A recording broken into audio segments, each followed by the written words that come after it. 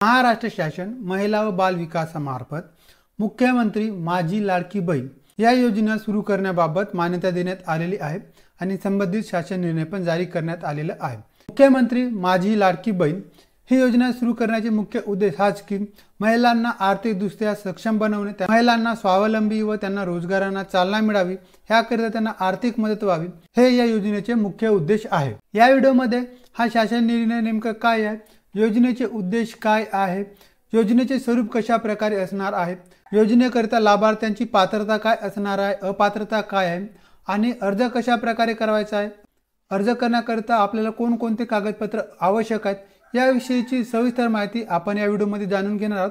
तर हा व्हिडिओ तुम्हाला आवडला व्हिडिओला लाईक करा आणि जास्तीत जास्त लोकांपर्यंत शेअर करा। या व्हिडिओवर जास्तीत जास्त लाईक आल्यास ऑनलाईन पद्धतीने कशा प्रकारे अर्ज भरायचा यासंबंधीचा व्हिडिओ पण चॅनलवर देण्यात येईल। योजनेचे मुख्य उद्देश हाच की राज्यातील महिला व मुलींना पुरेशी सोयी सुविधा उपलब्ध करून रोजगार निर्मितीस चालना देणे, त्यांचे आर्थिक सामाजिक पुनर्वसन करणे, राज्यातील महिला स्वावलंबी आत्मनिर्भर करणे, राज्यातील महिलांना व मुलींना सशक्तीकरणास चालना मिळणे, महिला आणि त्यांच्यावर अवलंबून असलेल्या मुलांचे आरोग्य आणि पोषण स्थितीत सुधारणा करणे। तर योजनेचे स्वरूप बघा, पात्रता कालावधी दरम्यान प्रत्येक पात्र महिलेला तिच्या स्वतःच्या आधार लिंक केलेल्या थेट लाभ हस्तांतर म्हणजेच डायरेक्ट बेनिफिट ट्रान्सफर सक्षम बँक खात्यात दरमहा 1500 इतकी रक्कम दिली जाईल की तुमच्या आधार कार्डशी जो अकाउंट नंबर लिंक आहे, बँकेचा अकाउंट नंबर लिंक आहे, त्या खात्यामध्ये दरमहा 1500 रुपये तुमच्या अकाउंटमध्ये जमा होणार आहेत। तसेच केंद्र व राज्य शासनाच्या अन्य आर्थिक लाभांच्या योजनेद्वारे 1500 पेक्षा कमी लाभ घेत असेल तर फरकाची रक्कम या योजनेद्वारे पात्र महिलेस देण्यात येईल। तसेच बघा, या अगोदर काही महिला केंद्र व राज्य सरकारच्या कोणत्या योजनेचा लाभ घेत असतील आणि त्या योजनेमध्ये त्यांना 1500 पेक्षा कमी रक्कम मिळत असेल तर तशा महिलांना सुद्धा मग 1500 इतकी रक्कम व्हावी इतकी रक्कम त्यांना वाढवून देण्यात येईल। तर योजनेचे लाभार्थी कोण असणार तर महाराष्ट्र राज्यातील ज्यांचे 21 वर्ष पूर्ण आणि 60 वर्षापेक्षा कमी वयात अशा गटातील सर्व विवाहित, विधवा, घटस्फोटित, परित्यक्त्या आणि निराधार महिला या योजनेकरिता पात्र आहेत। ज्यांचे 21 वर्ष पूर्ण झाले आहेत आणि ज्यांचे 60 वर्षापेक्षा कमी वय अशा सर्व महिला या योजनेकरिता पात्र आहेत। याकरिता पात्र असणाऱ्या महिला कोणत्या तर बघा, लाभार्थी महिला महाराष्ट्र राज्याचे रहिवासी असणे आवश्यक आहे। राज्यातील विवाहित, विधवा, घटस्फोटित, परित्यक्त आणि निराधार महिला किमान वयाची 21 वर्ष पूर्ण व कमाल वयाची 60 वर्ष पूर्ण होईपर्यंत या योजनेचा लाभ आपल्याला घेता येईल। सदर योजनेअंतर्गत लाभ घेण्यासाठी अर्ज करणाऱ्या लाभार्थ्यांचे बँक खाते असणे आवश्यक आहे। कुटुंबाचे वार्षिक उत्पन्न रक्कम रुपये 2.5 लाखापेक्षा जास्त नसावे, म्हणजे 2.5 लाखापेक्षा जास्त उत्पन्न नसावे। तर अशा प्रकारची बघा योजनेकरिता पात्रता दिली आहे। अपात्र कोण ठरणार आहेत तर मग वार्षिक उत्पन्न 2.5 लाखापेक्षा अधिक आहे तशा महिला या योजनेकरिता पात्र नाहीत। ज्यांच्या कुटुंबातील सदस्य आयकरदाता म्हणजे इन्कम टॅक्स भरत आहेत अशा कुटुंबातील महिला पण या योजनेचा लाभ घेऊ शकणार नाहीत।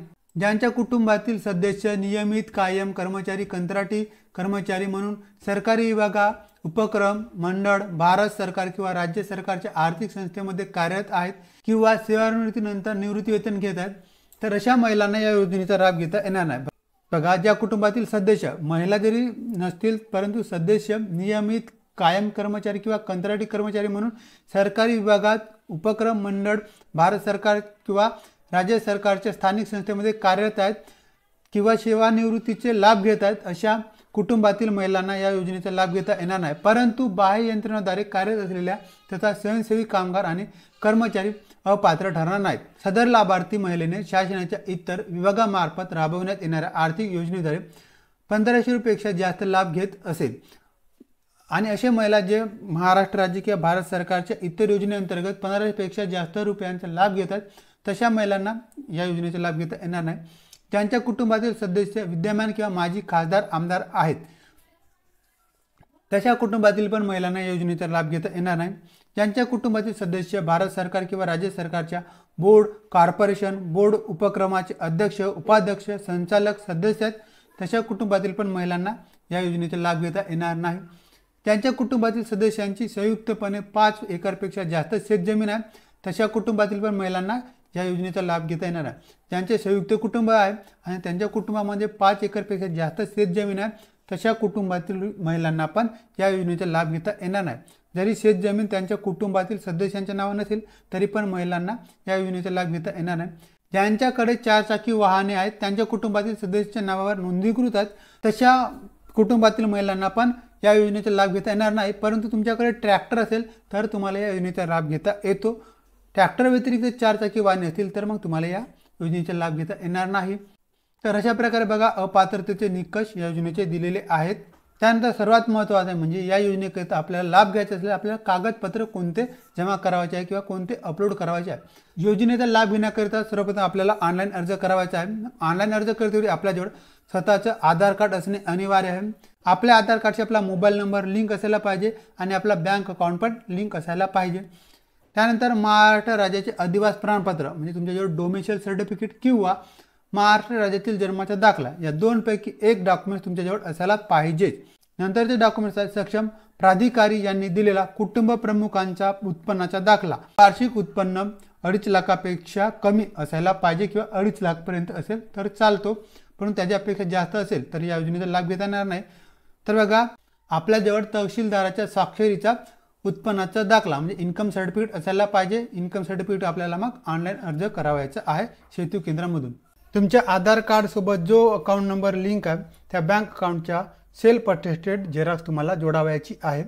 त्यानंतर पासपोर्ट आकाराचा फोटो लागेल, रेशन कार्ड लागेल आणि सदर योजनेच्या अटी शर्तीचे पालन करण्याबाबतचे हमीपत्र. हे हमीपत्र तुम्हाला ऑनलाईन करता त्या वेबसाईटवर मिळून जाईल. तर अशा प्रकारचे 7 महत्त्वाचे डॉक्युमेंट्स तुमच्याजवळ असायला हवे ज्यावेळी तुम्ही ऑनलाईन पद्धतीने अर्ज करताय.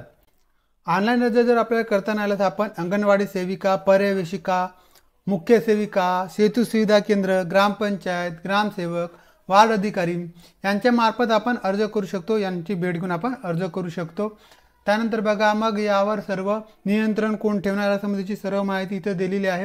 अर्ज केल्यानंतर आपला अर्ज कशा प्रकारे पुढे जाईल आणि त्याला कशा प्रकारे मंजुरी मिळेल यासंबंधीची माहिती इथं दिलेली आहे.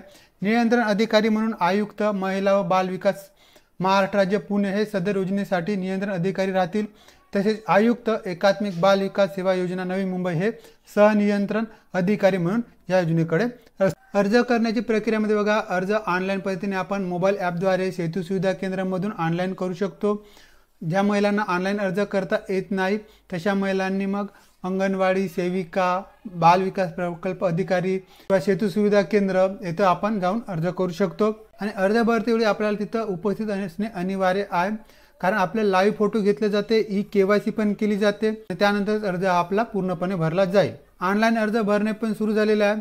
1 जुलै 2024 पासून ऑनलाईन अर्ज भरणे सुरू झालेले असून अर्ज भरण्याची शेवटची दिनांक आहे 15 जुलै 2024. 15 जुलैच्याच आपल्याला ऑनलाईन पद्धतीने अर्ज करायचा आहे आणि या तारीखमध्ये पुन्हा वाढ होईल की नाही यासंबंधी अजूनपर्यंत कुठल्या प्रकारची माहिती मिळालेली नाही. सध्या 15 जुलै ही शेवटची दिनांक आहे. त्यानंतर यादी प्रसिद्ध करण्याचा दिनांक 16 जुलै दिलेले आहे. यादीवर काय हरकत करण्याचा मग कालावधी 16 जुलै ते 20 जुलै आहे.